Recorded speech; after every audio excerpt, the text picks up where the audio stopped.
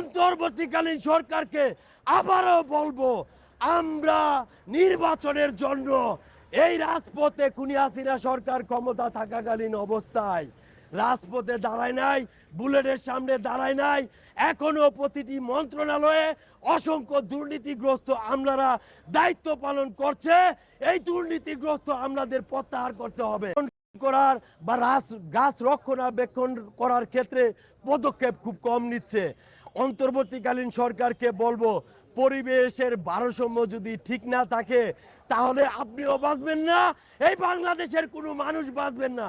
তাই বাংলাদেশের পরিবেশকে রক্ষার ক্ষেত্রে আবার পুনরায় আপনারা নতুন করে আপনারা বিভিন্ন ধরনের কর্মসূচি পালন করেন, বিভিন্ন ধরনের কর্মসূচিকে অন্তর্ভুক্ত করেন। আপনারা আমাদের আত্মত্যাগের বিনিময়ে গঠিত হয়ে আপনারা শুধুমাত্র নির্বাচন নিয়ে কাজ করতে পারেন না। আমরা নির্বাচনের জন্য জীবনের মায়া ত্যাগ করে খুনি হাসিনা সরকার ক্ষমতা থাকাকালীন অবস্থায় রাজপথে আন্দোলন করি নাই, রাজপথে স্লোগান দেই নাই, রাজপথে আমরা মারামারি করি নাই।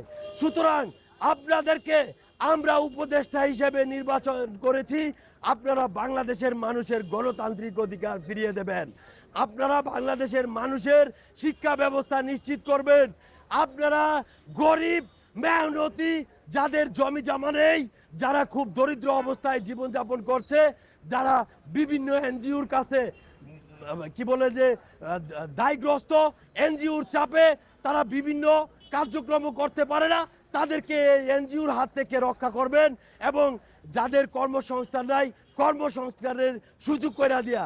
কোন দল ভবিষ্যতে ক্ষমতায় আসবে না আসবে আপনারা দেখেছেন। বাংলাদেশ স্বাধীন হওয়ার পর অসংখ্য দল ক্ষমতায় এসেছে, তারা এই দুর্নীতির বিরুদ্ধে জিরো টলারেন্স ঘোষণা করতে পারে নাই।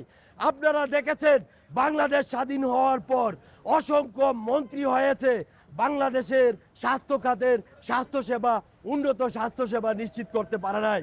আপনারা দেখেছেন বাংলাদেশ স্বাধীন হওয়ার পর অসংখ্য মন্ত্রী এমপি অনেক কিছু হয়েছে, বাংলাদেশ থেকে মাদক দ্রব্য নির্মূল করতে পারে নাই।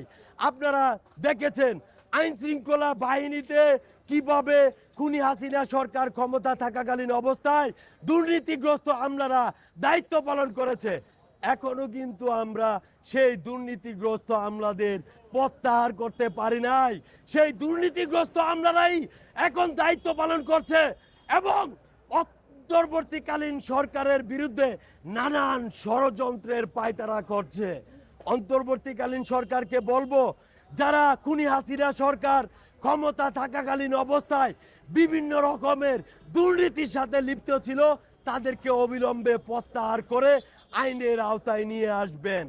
এর আগে আপনারা নির্বাচন নিয়ে সংলাপ করতে পারেন না, আপনাদেরকে নির্বাচন দেওয়ার জন্য আমরা উপদেষ্টা বানাই নাই।